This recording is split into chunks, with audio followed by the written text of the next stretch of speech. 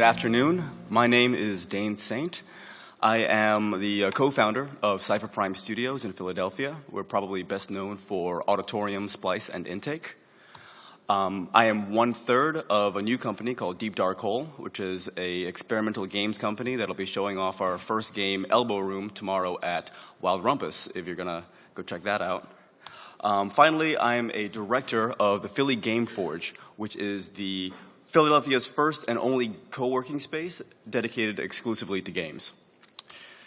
This talk is about asking the right questions and trying to get answers from the natural world. It might be unusual, but I'm hoping it will inspire you to look at things a little differently. So, without further ado, the universe. Experiments are currently underway to determine whether or not our reality is, in fact, a simulation. But what does it mean if it is? I believe that as game designers, we can answer that question.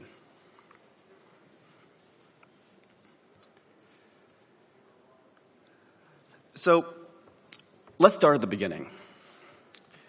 To the best of our knowledge, the universe hit the market around 13.7 billion years ago. Since humans have only been playing it since around 200,000 years ago, the early years of the universe remain somewhat of a mystery.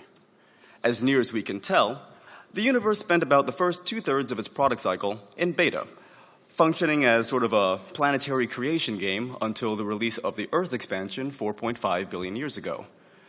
This expansion would add the killer feature that would change games forever: life. Though early characters were primitive, this laid the groundwork for exciting new modes of play. And when you fast forward to today, the universe absolutely dominates the market.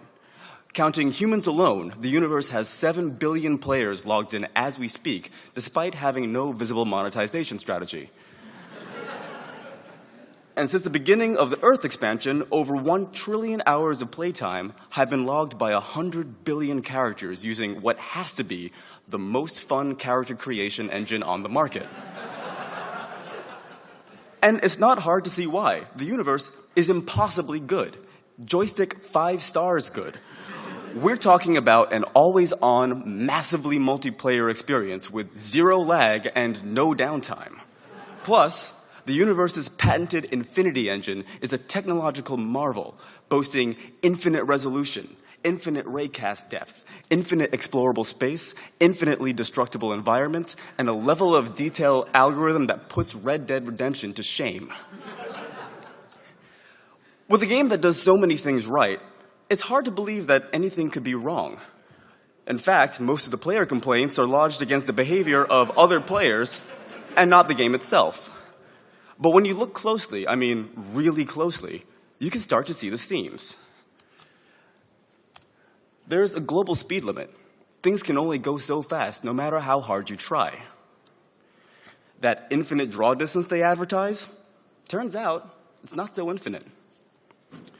Some fairly major precision bugs pop up in the system when things get too small. And the physics system goes absolutely berserk when you try to push too much stuff together in one place. Despite all of this, the universe remains a seamless experience that many of us enjoy every day. So how does one make something this good? Although we've sent countless emails to the developers, we still haven't gotten a definitive response. So, to answer that question, we're going to have to break the game. So, to start hacking the universe, we first have to understand the limitations of the Infinity Engine. It seems natural to start with the rendering pipeline, so let's start there. As many of you know, traditional engines use one of a few variations on a technique called raycasting, where a ray is sent out from each pixel that needs to be rendered, bouncing off objects until it reaches a light source. The Infinity Engine turns this paradigm upside down using its proprietary system called PHOTON. In this, actual particles of light, called photons, are sent out from the light source, accumulating color data as it goes along its way. In this way, the playing volume is filled with photons, and images are constructed by querying the photons that exist in a particular cross-section. Because the images are time-dependent, the photons themselves have a speed, referred to as the speed of light, or c, roughly 300 million meters per second. Now, this is where it gets interesting. Photon is completely dependent on this constant, which means that we've found the first seam that we can start hacking at. If the maximum refresh rate of the universe is limited by this number, what happens when we go faster than it? Think about Quake. Players have been using bunny hopping to go faster than the max velocity for so long that it's essential to high-level play. So what happens when we try to go MLG Pro by surpassing the speed of light? Well, it turns out you can't. Nothing can. No matter how much energy you use, nothing in the Infinity Engine will ever go faster than the speed of light. Even getting close is damn near impossible. What gives? Well, when we take a look at the log to see what's going on, the result is bizarre. As an object approaches the speed of light, it gets heavier and heavier. This is really strange behavior when you think about it. I've never seen a game do this before.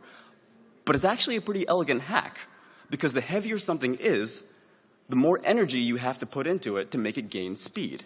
So by making objects heavier the faster they get, you get a smooth way of preventing someone from hitting this max velocity cap without the player noticing. And if you look at the graph, it only starts picking up at around light speeds. So kudos to the devs for that one.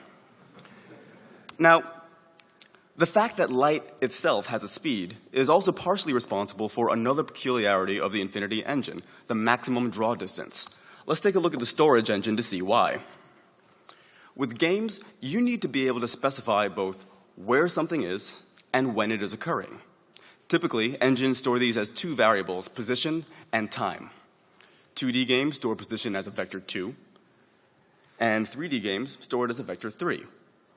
Time is usually kept as a separate variable and managed by a different system altogether.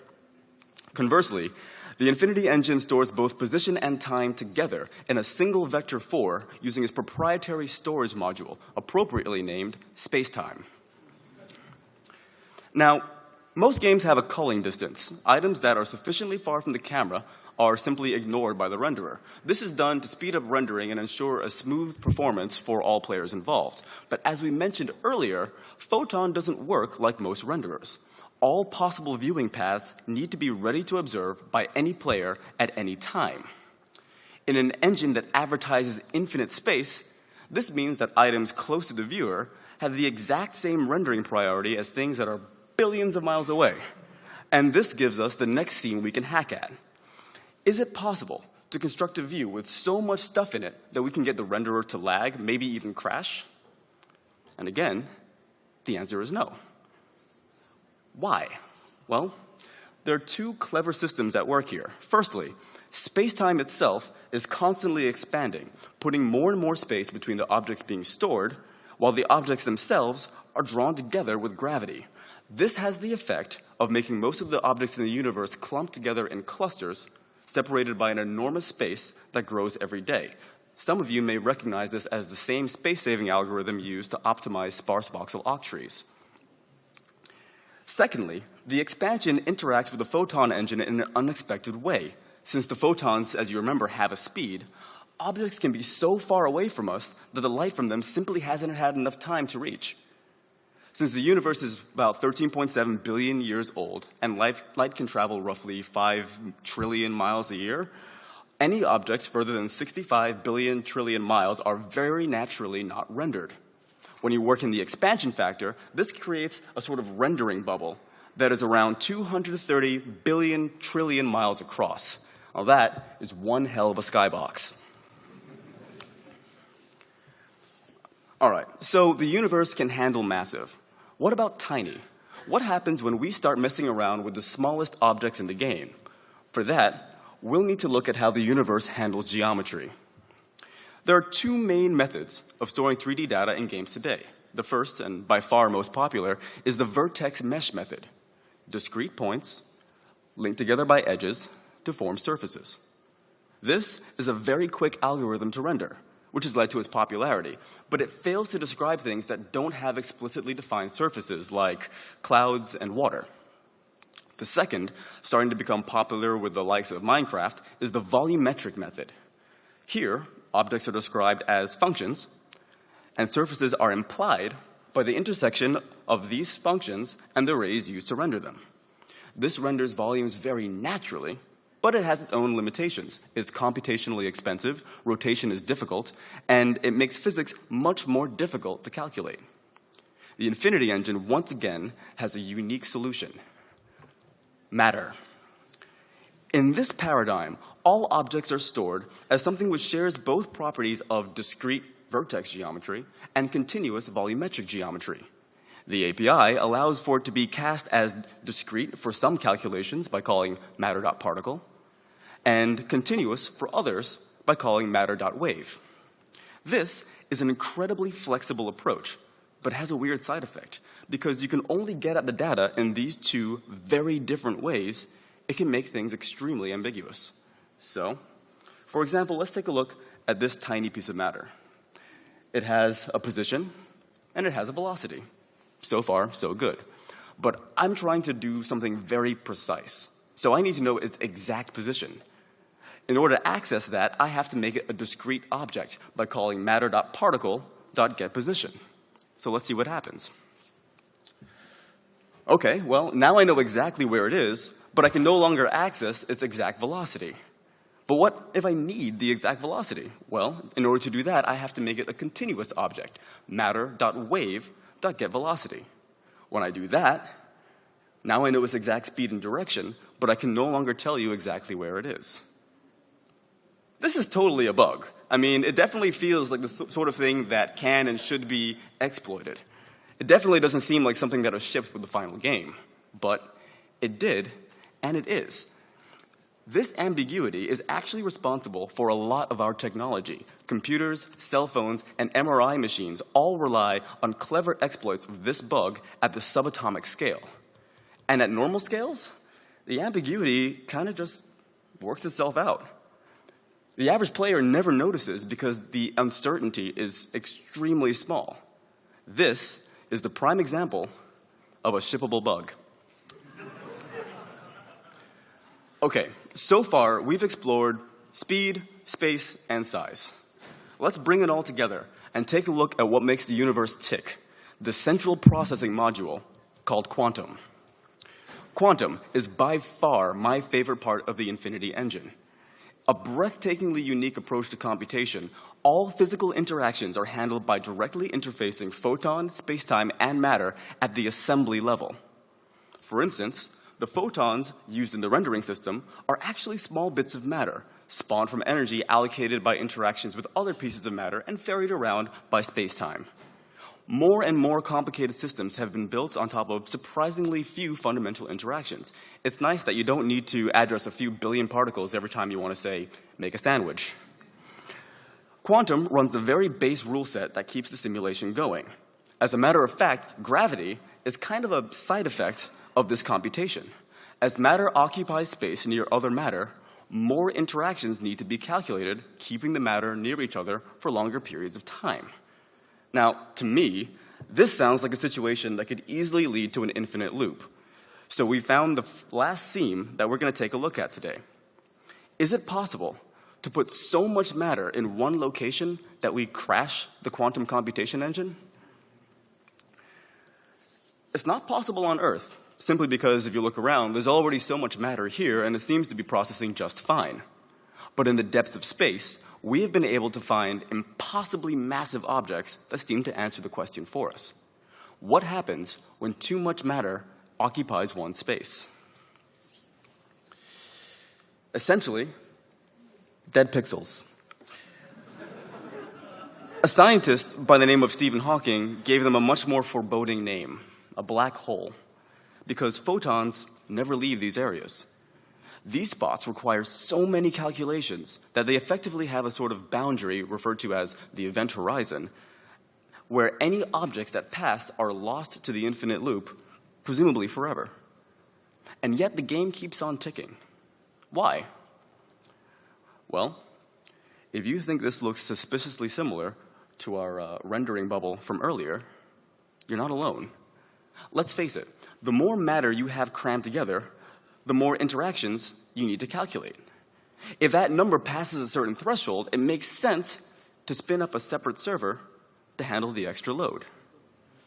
And it makes even more sense to just run a new copy of the universe on that server, since it already has all of the logic needed to run exactly this sort of simulation. Picture it. Multiple servers, each running a recursive instance of the universe, seeded with a starting mass and left to blossom. Each new instance, a beautiful reflection of the things that were and the things that will be. Servers all the way down. So, what have we learned? Obviously, there's so much more we could cover, but there's only so much time, so let's review. 1. Use limitations creatively. The speed of light, c, is the major limitation of everything that runs in the universe, and poorly planning around it could have been disastrous. But from that weird mass hack to the maximum draw distance, the developers consistently found creative ways to use the limitations to their advantage. Limitations breed creativity. Embrace them early and often. Number 2, control your scope. The universe advertises infinity, but in practice, it settles for very big. Likewise, when making your games, keep a clear idea of what you're trying to achieve. It's really easy to try and make your game all things to all people, and it's natural to want to shove in every feature. But remember, even something as expansive as the universe knows when things are simply out of scope. Number 3, don't sweat the small stuff. That weird precision bug is super frustrating, and I know a lot of programmers, especially in this room, that would stay up until 4 o'clock in the morning every night trying to fix it. But you have to remember to look at the big picture. If a bug doesn't make the game noticeably worse, in the end, it probably doesn't need fixing. Finally, embrace emergent phenomena. In games, you have so many different systems interacting in so many distinct ways, it can be really hard to predict exactly what's going to happen at any given moment. And as game designers, we often try to exert exact control over the things that we make. But sometimes you have to take a step back and let the game become what it wants to become. The result might actually surprise you. So the great thing about the universe is that it is literally everywhere. And as far as I know, the universe is open source, or at least it has yet to sue anybody. So the next time you run into a game design problem that you're struggling to fix, do what I do. Steal from the universe. All right. I would actually like to switch gears now and talk about what drove me to write this talk. It wasn't the game industry or an overhyped game or a console launch. It wasn't a release schedule, and it damn sure wasn't Gamergate. It was an episode of Cosmos, a conversation with a friend. It was a walk through the city on a fall afternoon that got me thinking about all sorts of things that I normally wouldn't even consider. And that is really what I came to talk to you about today, the things that inspire us to create. Earth is our entire world, but it's only a microscopic piece of a minuscule galaxy in the tiniest fraction of the universe. And the games industry is tinier still. Simply put, there is so much more to life than games. Don't let the commenters fool you. People don't give two shits about frame rate, DLC, DRM, or in-app purchases. They care about having an experience that matters. And the only way for you to give it to them is to get out there and have some yourselves. So go. Be inspired. Level up. Do some quests. Expand your skill tree. Get every last achievement.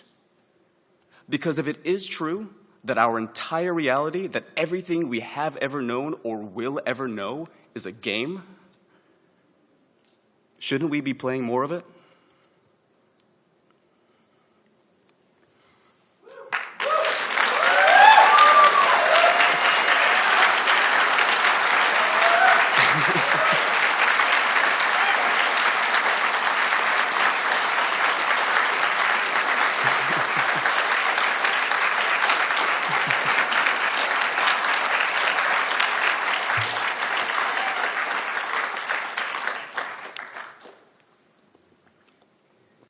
So I think I've timed that so we have about 5 minutes of Q&A.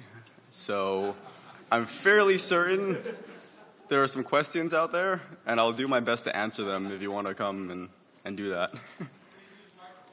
Please use a microphone. I'm hard of hearing.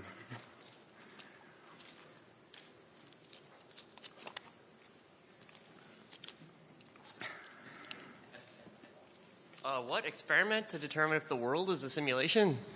So that's actually really interesting. Fermilab is running an experiment right now called the holometer experiment. It's due to give us results around late 2016. And essentially, they're using really big lasers to figure out whether or not the universe has a resolution.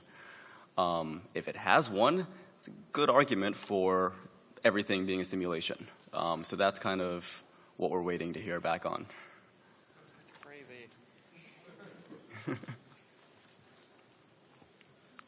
Is it still possible to get the Cro-Magnon character model, or is that a pre-order bonus only? I'm pretty sure that was a GameStop pre-order. Since the universe hit the market before GameStop existed, I'm not sure that's still available. So. Okay, thank you. I have a little hypothetical for you. All right. So you spoke about the universe being a game. So what do you think would be its controller? That's an interesting question.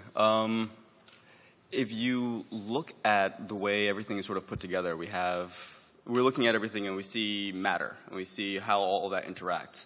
But the things that make it interesting isn't the matter, it's the systems that arise from the matter. It's kind of like an emergent property of systems.